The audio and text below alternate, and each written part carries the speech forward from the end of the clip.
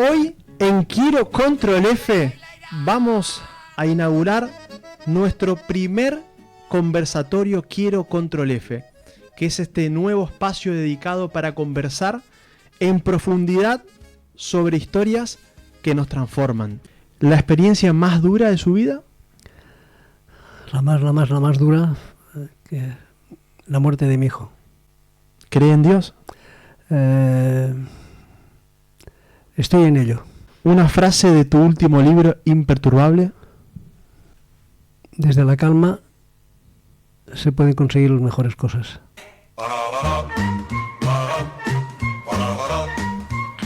Buenas fiestas, buenas Para una foto ahí. fiestas, Sí, para una foto. brindemos juntos ya. Quiero Control F, Navidad nos une en comunidad. Llega diciembre ya, con su Se nota el magia jengibre. especial. Emprendedores brillan, nos inspiran a soñar. Emprendemos Navidad. Santa trae proyectos en Barcelona. Crecemos sin mirar atrás. Buenas fiestas, buenas fiestas, la Marina suena ya. Quiero Control F, es nuestro hogar para triunfar.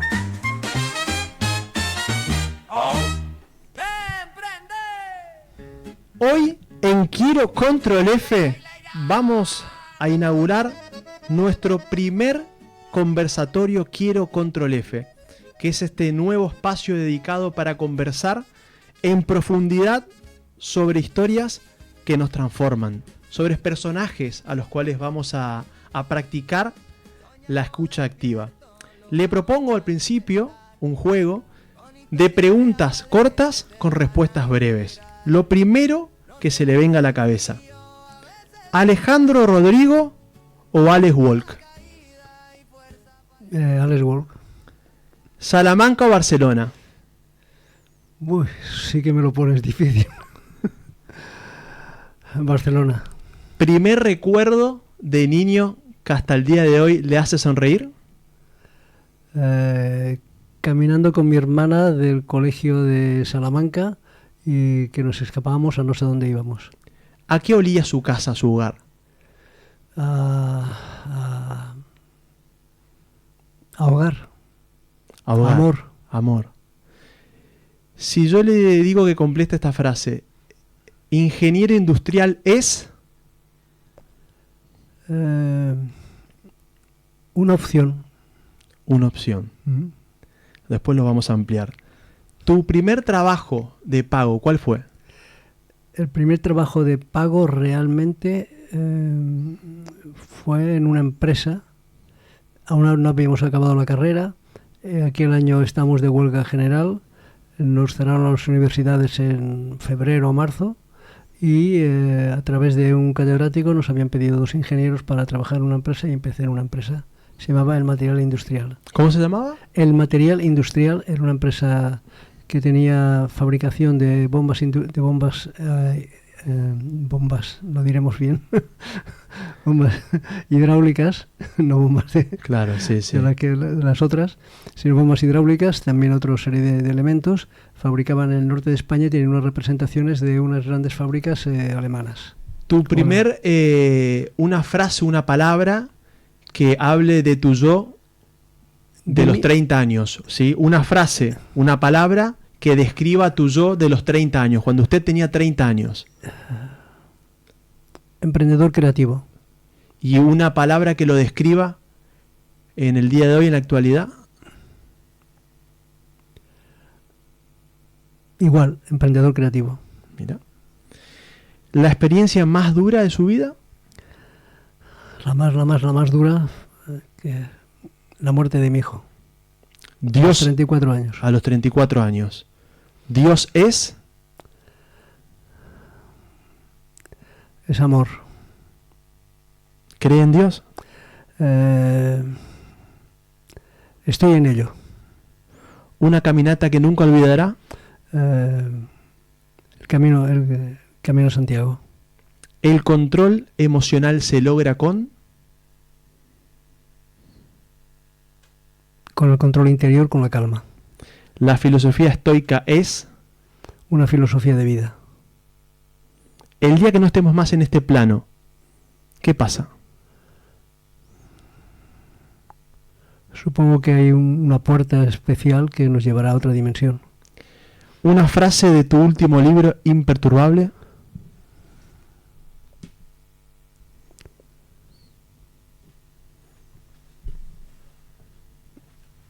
Desde la calma se pueden conseguir las mejores cosas. Estamos con Alejandro Rodrigo, conocido como Alex Walk, inaugurando este primer conversatorio Quiero Control F, un espacio para conversar en profundidad sobre las historias que transforman y nos transforman. Él es ingeniero industrial, tiene un MBA y ha creado más de 30 empresas. Alex parecía tenerlo todo en la vida, hasta que la pérdida de su hijo cambió para siempre su manera de estar en el mundo. Del dolor nació un caminante, un hombre que encontró en cada paso una forma de sanar y de reinventarse.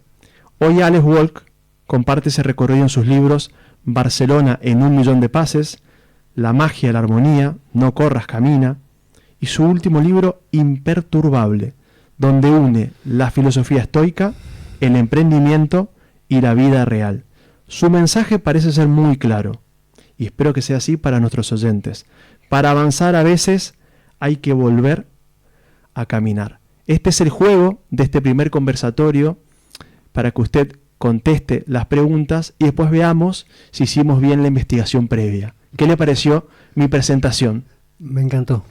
¿Hubo investigación previa o no? Hubo investigación. Mucha. Entonces vamos a comenzar porque creo que su libro Imperturbable nos va a venir muy bien a los emprendedores. Pero hay libros que atraviesan a los escritores y hay que hablar de las personas, de los personajes.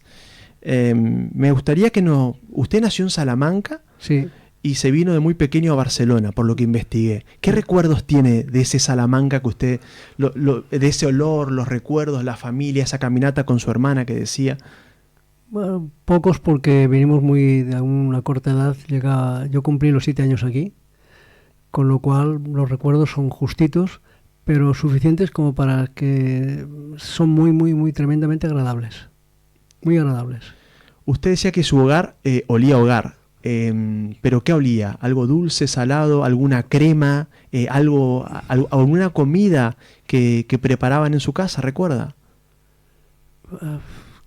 Había una comida típica de Salamanca que mi madre lo preparaba mucho, que eran lentejas estofadas, le ponía bastante verdura y muchas veces olía, aunque yo no era muy partidario de las lentejas, pero había un refrán que dice: las lentejas es comida de viejas, si las quieres las comes y si no las dejas.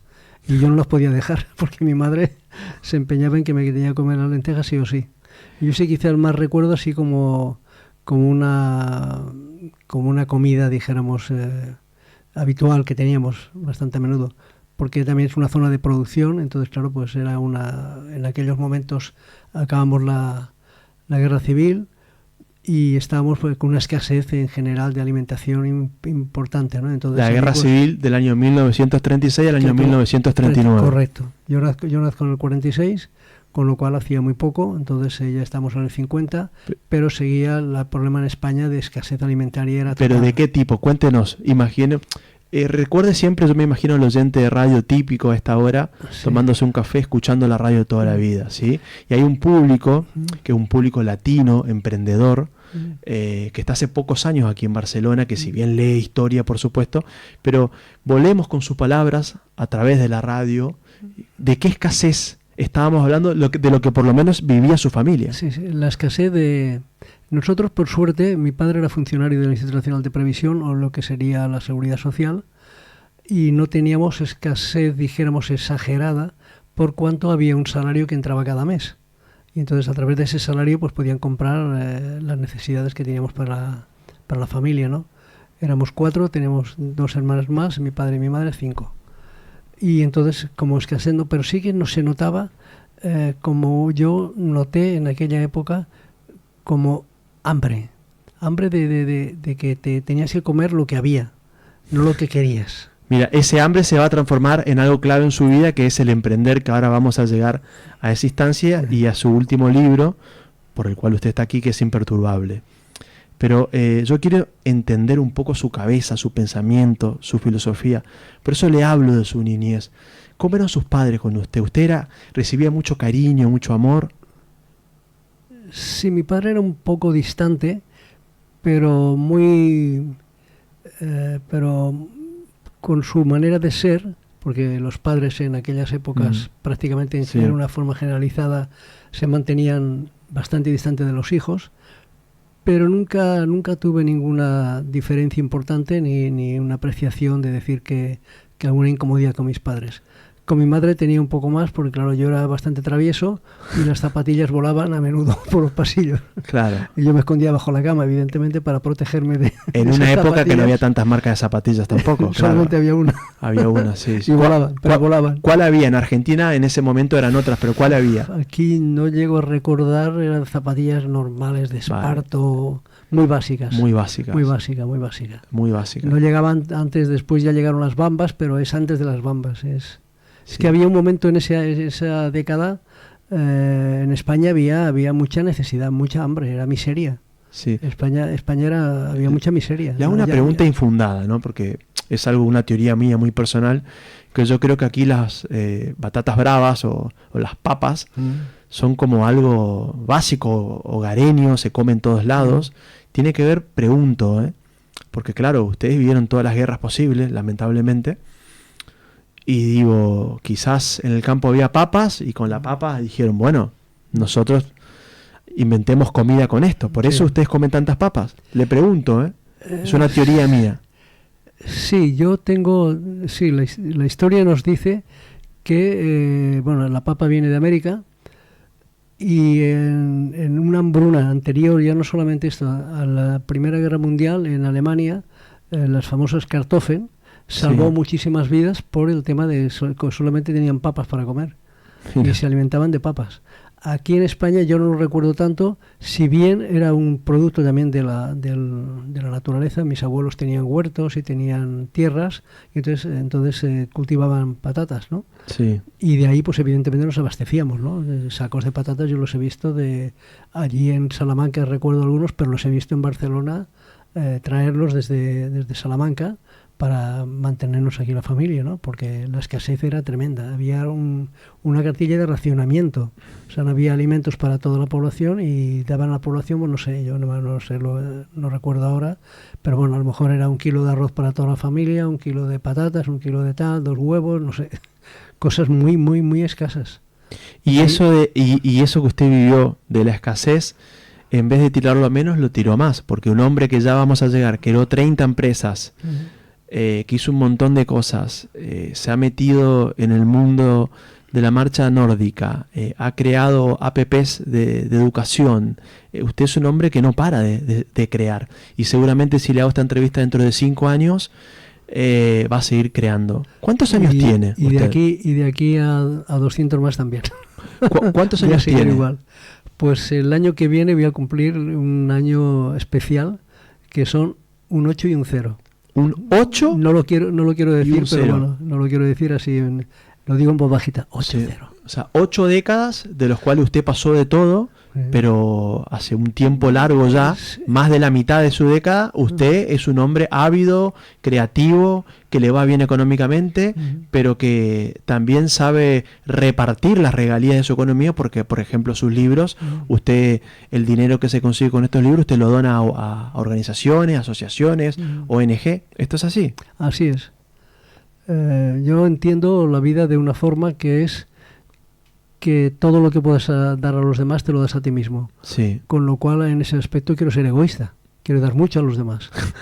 Está bien, pero yo sigo insistiendo en su niñez, porque siempre quiero aprender de estas personas como usted, que hubo algo que lo tuvo que haber transformado. Usted me dice justamente la hambruna, todo lo que pasaron y demás, pero hubo alguna figura que algún pariente, algún vecino, no sé, alguna figura que a usted lo acompañó en esos tiempos y con lo cual hizo que después usted haya estudiado todo lo que estudió, se capacitó?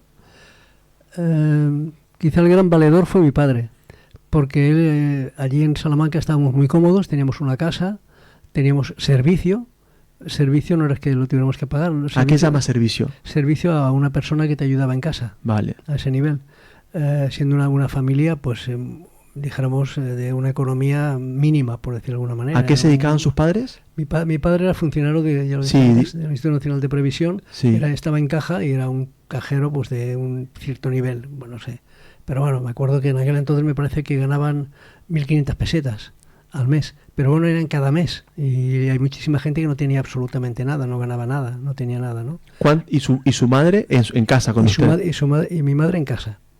Mi madre en casa. Entonces, mi madre era muy emprendedora. Así como mi padre tuvo el gran coraje de decir, bueno, yo aquí, y eso sí que se lo agradeceré siempre, y siempre se lo dije, eso es cierto, que tuvo el coraje de decir, bueno, yo aquí estoy cómodo, estoy bien.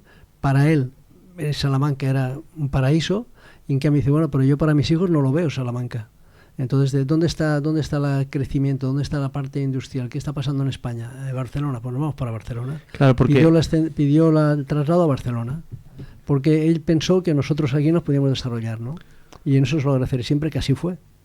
Estuve mirando en el mapa recién, de Salamanca a Barcelona hay más de 844 kilómetros, 844. Y es yendo, la verdad que no conozco, pero es yendo para que nuestros oyentes latinoamericanos que nos están escuchando en Miami, en Buenos Aires, hoy recién me decían que también de Venezuela y de Cuba nos están escuchando. Estupendo. Amo Cuba, llamo Venezuela, llamo Buenos Aires, amo toda América Latina, conozco todo.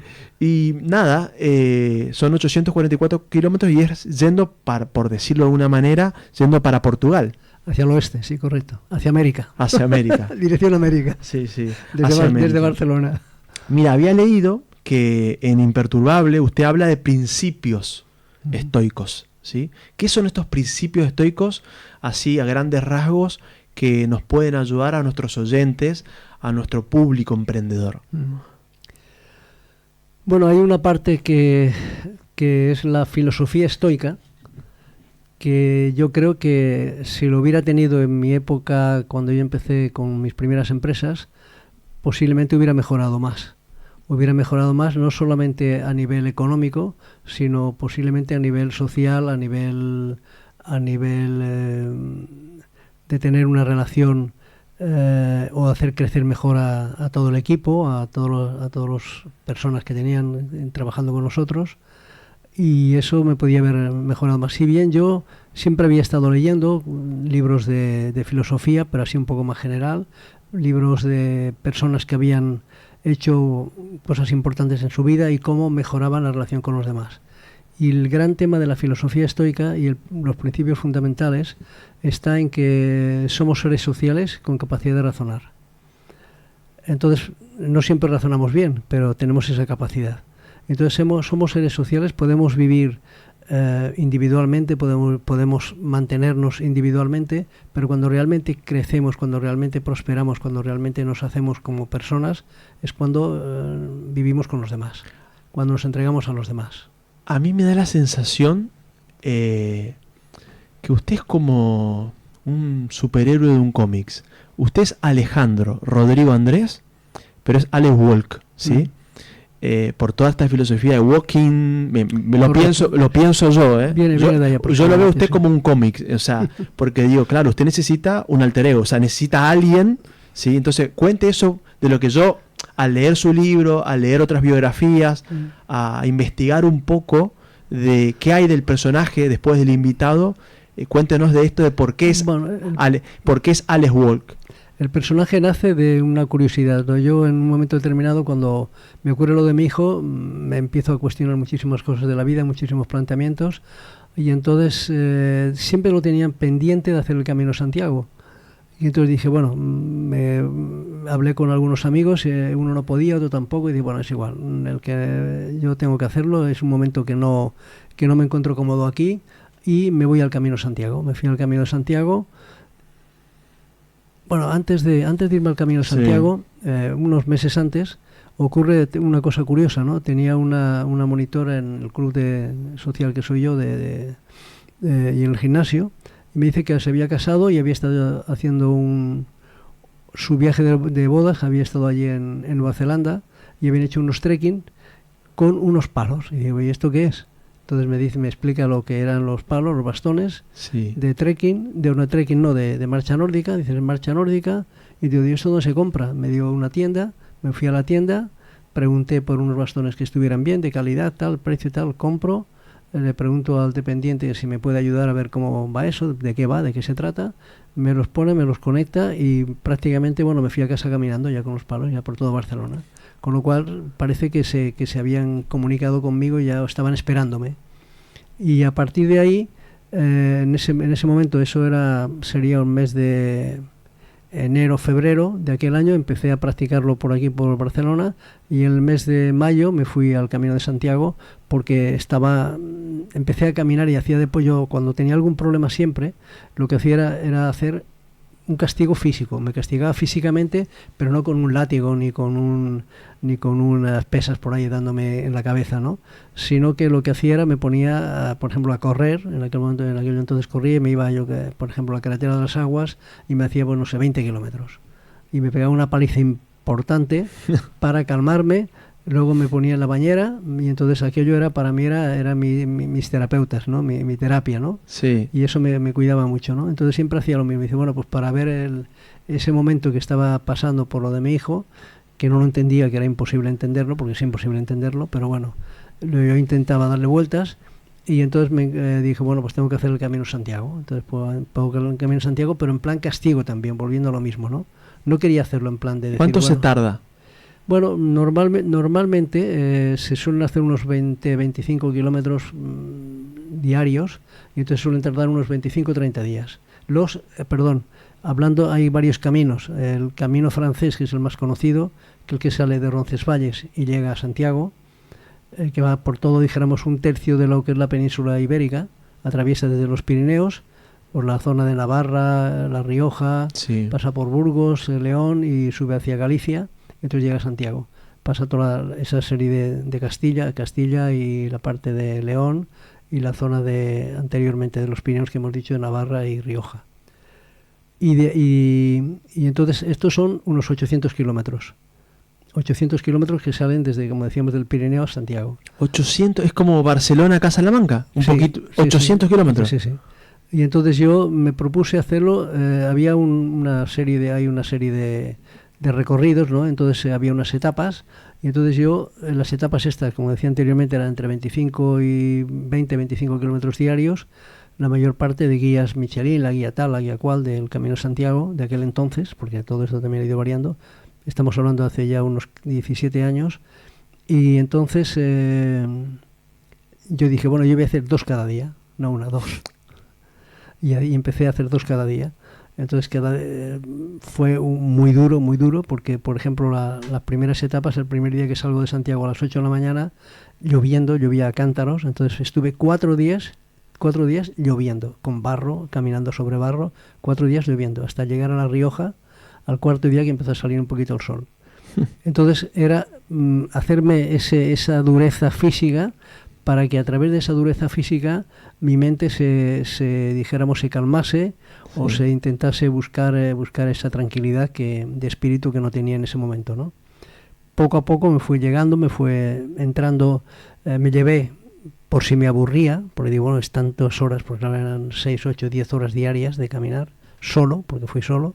Bueno, en el camino nunca estás solo, porque siempre tienes una serie de peregrinos que van caminando también a su manera de hacer el camino, pero que te encuentras con él y hay veces que te juntas y estás caminando, 2, 3, 5 o 10 kilómetros juntos y luego cada uno sigue a su ritmo, ¿no? Porque cada uno va a su ritmo en el camino, no es un ritmo de decir tienes que ir a 5 por hora o a 3 o a 2, ¿no? Yo iba muy rápido, yo iba exageradamente rápido. Y esa caminata... A través de los bastones. Y esa caminata que usted menciona, que usted dice...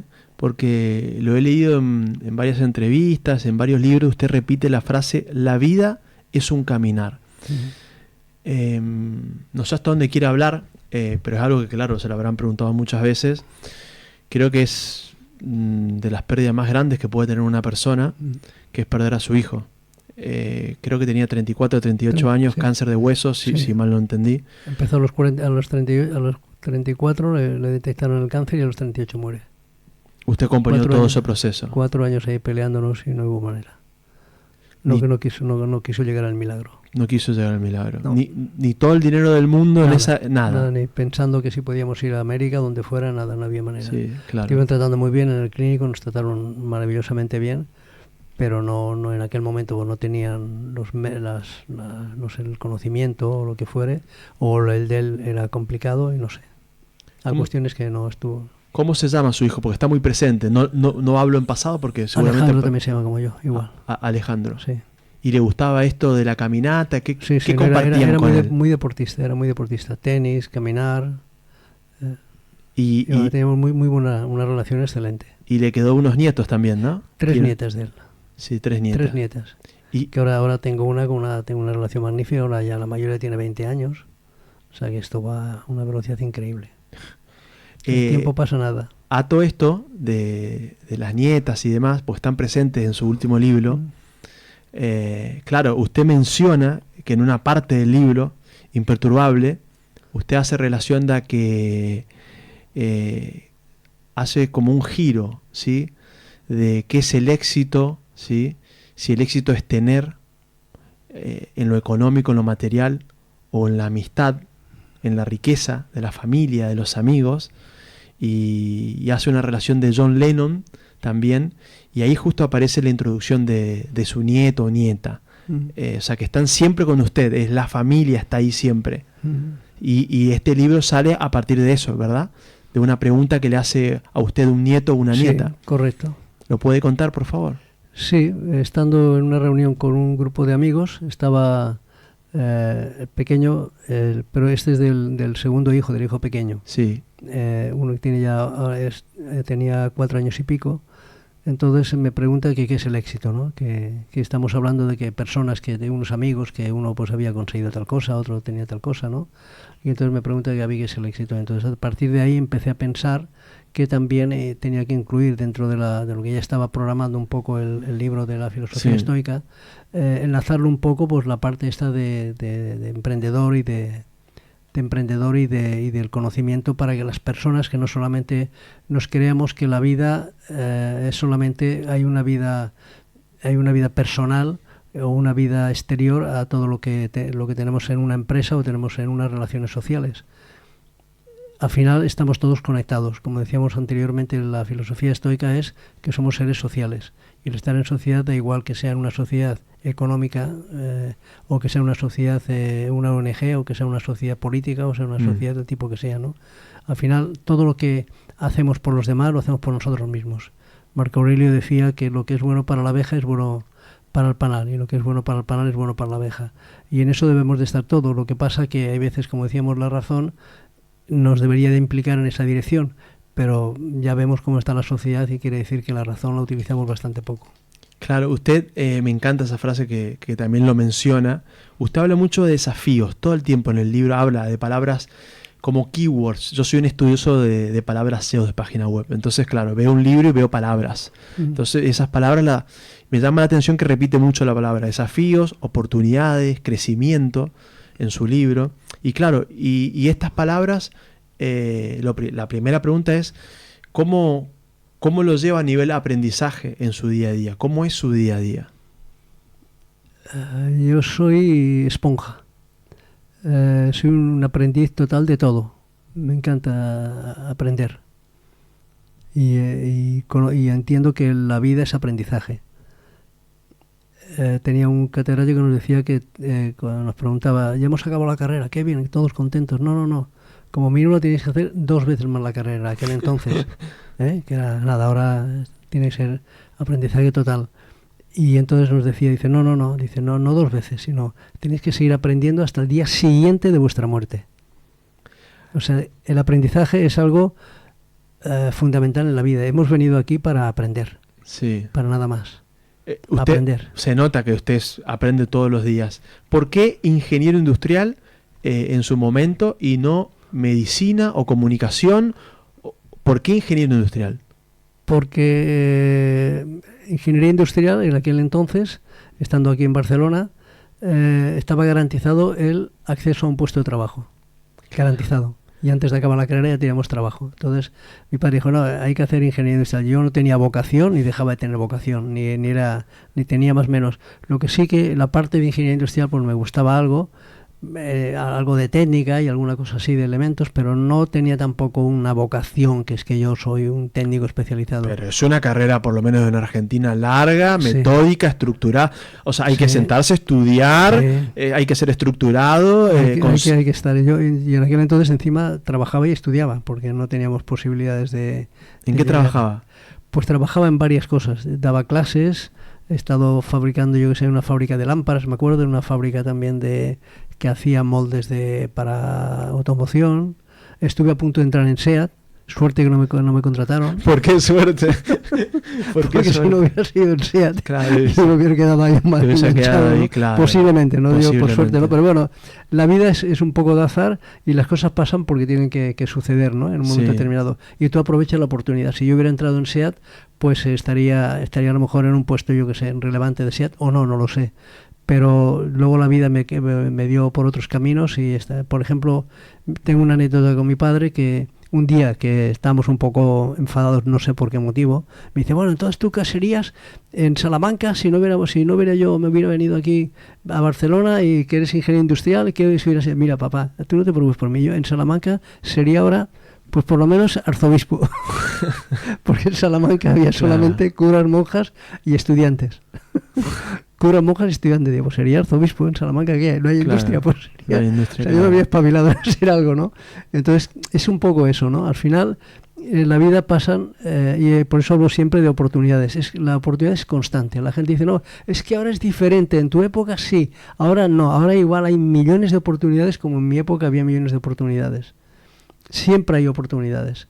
Es querer ganas y tener la constancia de ponerte a hacerlas, ¿no? Porque si no, ahí se quedan, ¿no? Había dicho al principio de la entrevista que se está amigando con Dios, pero ya hace un tiempo tengo entendido que se amigó con el amor, que el amor es constante y se volvió a casar por segunda vez. Sí. ¿Cómo es eso? Mira, fue una persona que nos estuvo totalmente implicadísima en la relación. Cuando pasó lo de mi hijo, nos atendió maravillosamente a la familia, nos cuidaba, nos mimaba y tal, ¿no? Y era una persona que tenía relación y siempre le había dicho que no me quería casar, que no quería saber nada más de matrimonio. Y como pasó lo de mi hijo, pues no sé, fue un tema emotivo, sentimental, que dije, bueno, vamos a premiar a toda la familia para salir un poco del bache emocional. Y entonces, pues bueno, no funcionó. ¿No funcionó? Ah, se volvió a separar. Se volvió a separar. Curiosamente, sí. Curiosamente. Sí, curiosamente. O sea, después de estar pidiendo durante 15, 20 años que nos conocíamos que me casaran, yo le decía que no. Cuando digo que sí, entonces nos casamos, tuvimos 5 años y no funcionó. Pero ahora es una maravilla, porque ahora me llevo con ella de maravilla y ahora es mejor que si me hubiera casado. Sí. Lo que pasa ahora es que me llevo una relación mejor que si estuviéramos casados. Lo que pasa es que la vida, pues digo que la vida son esas oportunidades. Pasa una cosa, pasan. Y ahora pasan otras, pues hay que aprovechar estas otras. Sí, claro. Lo que pasa es que quizás la gente creativa, emprendedora como ¿usted a qué hora se levanta, por ejemplo? ¿A qué hora de la mañana se levanta? No, nunca he tenido horario. Nunca he tenido horario. Suelo ser entre 8 y 9 de la mañana. Nunca he sido tempranero. Nunca. He sido más de tarde hacia la noche, ¿no? Yo cuando escribo y cuando me desarrollo mejor es tarde-noche. Yo, por ejemplo, puedo estar hasta la 1, 2, 3 de la mañana tranquilamente escribiendo y si me da la inspiración en aquel día, pues me paso hasta que amanece. 30 empresas creó. ¿Cuál fue la primera empresa que creó? Una empresa que se llamaba Técnicas y Concesiones, aún me acuerdo, en el año 72.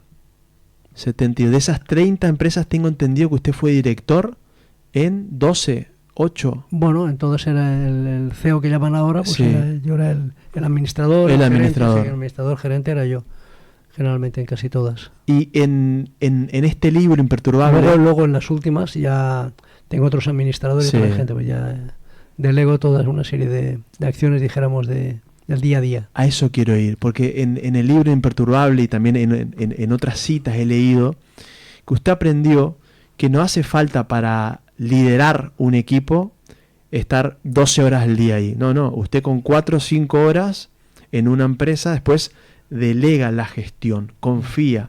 Eso creo que es algo principal, no sé si es de la filosofía estoica, lo hace mención en el libro, y creo que es una falencia que tenemos los emprendedores. No sabemos, no encontramos a nuestro partner para delegar. ¿Usted cómo aprendió eso? Yo lo aprendí quizá por intuición. Yo recuerdo las primeras empresas, tenía secretarias que venían, señor Rodrigo, y yo le decía, a ver, ¿esto de qué se trata? Yo decía, esto es del departamento de secretariado, señorita, eso no es de mi departamento. Claro. Y la dejaba así, tal cual, con la pregunta. Decía que no era mi departamento, que no era de gerencia eso, entonces pues que lo resolviera. Y si no lo sabía resolver, entonces hablábamos. Pero tenía que desarrollar su creatividad, su manera de resolver algo, porque si no depende, entonces si yo me implico a resolver los problemas de una secretaria, me convierto en una secretaria. Si tú te conviertes, tienes un técnico en una empresa y te estás resolviendo los problemas técnicos de la empresa, pues te conviertes en ser el técnico de la empresa, no en la gerencia y no tal. Entonces yo pensé que siempre todo lo que yo podía hacer, que no lo pudiera hacer nadie, lo tenía que hacer yo. Pero todo lo demás, todo lo que pueden hacer los demás, que lo hagan los demás. Yo no tengo que hacerlo. Y eso es algo importante que muchísimo emprendedor y muchísimo empresario, más que emprendedor, empresario, debería tener en cuenta. Todo lo que pueden hacer los demás, que lo hagan los demás. Y ahí tú te has de dedicar a lo que es exclusivamente tuyo. El tema es la confianza. El tema es la confianza, el ego. ¿Cómo se maneja eso? Bueno, pues dando. Siempre es dando. Si tú das, recibirás. Si tú das confianza, te recibirás confianza. Si das generosidad, tendrás generosidad. Si das rabia, pues tendrás rabia. Y si tendrás... al final todo es un poco de frontón. ¿A usted cómo antes elegía su equipo de trabajo? ¿Solamente por un currículum profesional? ¿Por la calidad humana? Esto lo digo porque aquí en su último libro, Imperturbable, usted hace mención de que usted siempre intenta ser, no intenta ser el mejor empresario, sino el mejor empresario humano, por llamarlo de una manera. Siempre está la parte humana, ¿sí?, por arriba del empresario.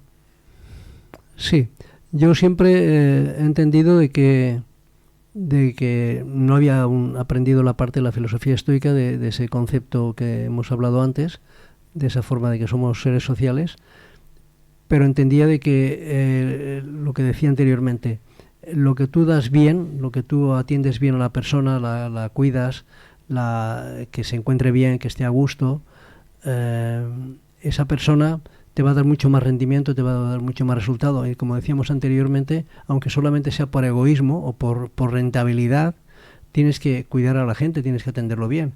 O sea, el ir con un látigo no sirve absolutamente para nada. Ni tú ser el policía de la persona tampoco sirve para nada. Tú tienes que guiar a las personas, no tienes que estar ahí vigilando y la policía y estar detrás de ellos. Pueden hacer absolutamente lo que quieran. Yo jamás he tenido un control exhaustivo, los controles típicos de entrada y salida, pero luego si la persona pero lo que sí intentaba siempre es motivarles para que dieran lo mejor de sí. Quien habla, además con ejemplo. Sí, quien habla es Alejandro Rodrigo Andrés, o Alex Wolk. Estamos inaugurando este nuevo formato conversatorio Quiero Control F, que es un espacio que se va a ir dando cada tanto en la medida que nosotros pensemos que la escucha activa y la transformación a partir de los invitados que lleguen podamos compartir en comunidad, que ese es el lema de Quiero Control F, que es querer emprender y ahora escuchar activamente en comunidad. Para el oyente clásico de la Marina, la 102.5 que lo está escuchando, y para también los oyentes emprendedores, muchos de ellos latinos, que quieren emprender pero fracasan porque les falta gestión, le falta liderazgo, a veces una buena idea no tiene un apoyo económico. ¿Cómo le puede servir su libro Imperturbable? La base de la filosofía estoica es muy práctica. Entonces tiene muchas herramientas para poder aprovecharse de todo ese conocimiento, y lo que tiene que hacer es esta persona. Yo conozco muchísimo latino, y el latino es muy habilidoso y viene con muchas ganas, y los que vienen a España hay de todo, ¿no? Pero bueno, Sí. fundamentalmente la mayor parte vienen con muchas ganas de desarrollar y de hacer cosas que ellos conocen, ¿no? Que tienen un oficio importante, ¿no? Que son muy manitas, dijéramos, como se diría hoy en el tema de habilidades, ¿no? Sí. Pero el tema, lo que les falta siempre es el tema de la gestión. Entonces, lo que no puedes hacer es solamente ser un habilidoso o ser un buen técnico de algo, ¿no? Si una empresa es algo diferente, ¿no? Entonces, tú puedes ser muy bueno en técnica, pero tienes que saber que tienes que tener un gestor, tienes que hacer las cosas bien, de hacer una factura, de hacer un presupuesto, de hacer unos márgenes, de tener unos conocimientos. Pero ¿cómo se hace eso, Alex? Hablando de la parte práctica, Sí. y le cuento que lo están saludando desde Miami, desde Venezuela, desde Buenos Aires, y que están todos muy atentos escuchándolo. Pues siempre es pidiendo ayuda. Pidiendo ayuda. ¿Me puedes ayudar en esto? No solamente es decir, ¿me puedes explicar esto? Sino pidiendo ayuda. No sé esto, ¿cómo lo puedo hacer? Y partiendo de, como decía anteriormente, todo lo que no depende de ti, todo lo que puedes pasar a los demás, pues pasas a los demás. Tú tienes que buscar un administrativo o un contable que sepa de contabilidad. No tienes por qué aprender contabilidad. Puedes saber los principios básicos y fundamentales de la economía y de contabilidad, pero no tienes por ser un gran contable, ni tienes que ser un gran gestor de los papeles que se necesitan, yo que sé, administrativamente o a nivel fiscal, por ejemplo, ¿no? Por ejemplo. Pues te buscas un buen gestor. Lo que no puedes hacer es no tenerlo. Y luego ser disciplinado en cuanto a que si el gestor le tienes que dar una documentación, el gestor se basa en documentación. Si tú le falseas la documentación, no se la das correcta o se la das inadecuada, pues evidentemente los números serán lo que salgan de ahí, inadecuados, que no son los reales, ¿no? Entonces tú tienes que comportarte con esa responsabilidad de saber lo que tienes, lo que necesitas, ¿no? Y si tienes que relacionarte con el banco y tú no llegas, pues tienes que buscarte un gestor que te ayude a gestionar el tema del banco. Sí. Y es lo que tienes que hacer. Lo que no puedes hacer es que si tú no lo conoces, es que creerte que lo conoces y la empresa no es ya está. Ya está porque si no va, porque sí. Hay muchísima... Toma un poquito de té, así Perfecto. También tomamos un poquito de té. Pues perfecto. Sí, que Salud.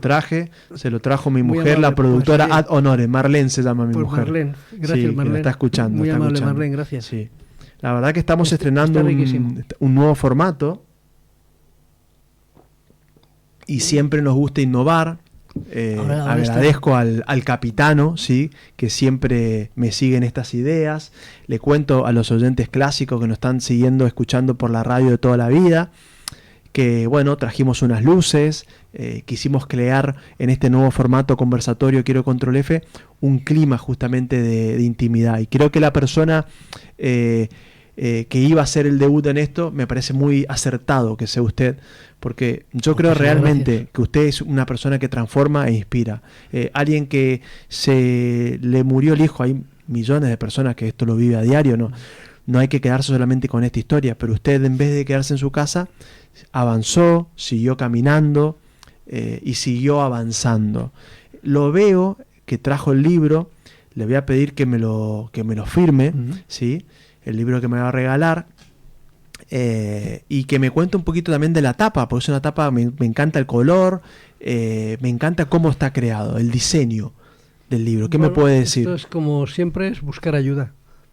Tenemos unos diseñadores que nos ayudan en el tema nos van dando unos bocetos y no, por este camino no me gusta más tal. Sí. Vemos los colores, los tonos. Queríamos buscar aquí, también lanzamos un tema de una figura femenina, Sí, para acercarnos más también a la mujer, ¿no? Porque la mujer en el transcurso del tiempo ha estado bastante separada un poco, dijéramos, de la responsabilidad de muchas acciones a nivel social, ¿no? Y sí. entonces en este caso pues hemos querido acercarnos un poco más a la mujer, ¿no? Inclusive estamos dando charlas a grupos de mujeres directamente, no hay veces que las hacemos sin tema, pero hay otras veces que lo planteamos para mujeres, porque como decía anteriormente, la mujer está un poco, dijéramos, apartada de muchos temas, sobre todo en el tema empresarial. Y entonces cuanto más le vayamos acercando a ello, pues también tendrá una capacidad de desarrollo importante, ¿no? Hay muchas emprendedoras, latinas hay muchísimas, que tienen sus pequeños negocios, y también, lo que decíamos anteriormente, tienen que saber que todo lo que pueden hacer los demás, lo que sea cosas que no sea directamente de lo que es su dijéramos su fuerte, Sí, sus puntos fuertes de conocimiento, de la habilidad que tengan, sí. de la habilidad que tengan en lo que sea, si es en estética o si es en, yo que sé, en fabricar alguna cosita o vender algún producto, pero que todo lo demás lo vayan delegando, que no piensen que ya lo saben o que lo hacen, sino y el aprendizaje constante. Es importante que cada día se esté nutriendo de nuevos conocimientos, que no digan, bueno, esto yo ya lo sé y yo soy el más sabio de este tema. No, tienes el más sabio de algo o sabes bastante de este tema, pero hay muchísimas cosas más que puedes ir aprendiendo. El aprendizaje constante y la mejora constante es fundamental en el desarrollo de la empresa y en el mantenimiento de la empresa. Porque una empresa a lo mejor tiene éxito 5 años, pero bueno, nosotros, por ejemplo, estamos celebrando, la semana pasada hemos celebrado una empresa con 50 años. 50 años. Sí, nació en el 75 y ahora estamos en el 25, 50 años de empresa. Tenemos una serie de, como decíamos anteriormente, a nivel humano, porque hay, no sé, 20-30% aún de personas que tienen 30 y 40 años en la empresa. Dice algo y preguntas aún, dice, bueno, ¿y cómo estáis aquí? ¿No? Digo, pues mira, Claro. estamos encantadas, seguimos encantadas. Yo Sí. las veo de vez en cuando porque fue una empresa que vendí, pero aún sigo muy, muy conectado con ellos. Y entonces también tenemos esa relación humana y ahí están. Cuando se crea un grupo humano con unas características, entonces las empresas florecen mucho más, prosperan mucho más y tienen mucho más fuerza en cualquier actividad que hagan, ¿no? Y cualquier dificultad que haya, que hay muchas también. Es alentador, es inspirador, es transformador escucharlo. Nos quedan ya muy pocos minutos. Yo le quiero agradecer la amabilidad que usted ha tenido, un hombre que viene aquí a contar su vida, a contar su historia, y que yo recomiendo a los oyentes que puedan comprar el libro Imperturbable o leer un poquito. Hay mucha bibliografía, hay mucha información sobre usted en internet. Yo creo que usted es un hombre muy inteligente. No. Yo se lo voy a decir por qué, se lo voy a decir por qué y lo voy a ser honesto. Muy aprovechado de la inteligencia. No, bueno, muy aprovechado de la inteligencia. Usted ha sabido crear una marca personal. Es un hombre que, lo digo muy bien, que usted está acompañando los tiempos que vienen y que van a venir. Le quiero agradecer por esto. Le voy a regalar el último minuto del programa antes de despedirnos.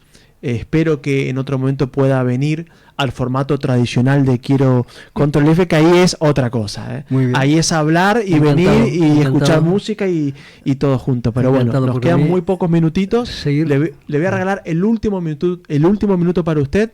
Y la verdad que estamos muy felices de poder inaugurar este primer conversatorio de Quiero Control F. No sé si con Alejandro, Rodrigo, Alex, Andrés o con Alex Walk, pero bueno. Bueno, es una fusión. Es una fusión, no hay ninguna separación. Fue la curiosidad esta que tenía, como decía anteriormente. Tenía un amigo que había vivido mucho en Inglaterra y cuando empecé yo a caminar, y cada vez que me hablaba conmigo, ¿y qué haces? Caminar. ¿Qué haces? Caminar. ¿Qué haces? Caminar. Entonces, Walk, y al final me llamó Walk. Walk, ¿qué haces? Y Walk, ¿qué haces? Y Walk, ¿qué haces? Se quedó así, me hizo gracia. Y entonces cuando salí en una contra de La Vanguardia en aquel entonces, que me llamaron para hacer el primer libro ese que hice de la marcha nórdica, sobre la marcha nórdica, No corres, camina. Y entonces aquello pues salió y bueno, pues queda así como más divertido y más asociado a la parte, dijéramos, de la marcha nórdica, pues Walk. Y ahí se quedó, entonces todos los libros que iba haciendo se quedó ahí con la parte esa, dijéramos, de ese alter ego, por decirlo de alguna manera, ¿no? Pero es una fusión, o sea, yo no me encuentro separado del personaje ni quién soy. Soy un ser humano que quiere aprender y que quiere ayudar a los demás. O sea, todo lo que yo he aprendido me interesa transmitirlo a los demás. O sea, no me lo guardo para mí. O sea, no quiero esconderme y decir, bueno, como esto me ha ido bien a mí, que los demás que se espabilen y se fastidien. No. O sea, yo todo lo que me va bien a mí, automáticamente lo que hago es pasárselo a los demás para que a ellos también les pueda ir bien. Pero eso depende de cada uno, ¿no? Por mucho que tú digas a alguien que tiene que ir en ese camino, en esa dirección, va a ir en esa dirección, en ese camino, ¿no? ¿La pasó bien? Encantado, ha sido muy, muy gratificante estar aquí en esta conversación. Bueno, le agradezco, ¿sí? Y como siempre decimos, cerramos con esta frase: a la vida ganas y a los sueños alas. Chau. Entra a 3wlamarina.cat i estigues atent de tot el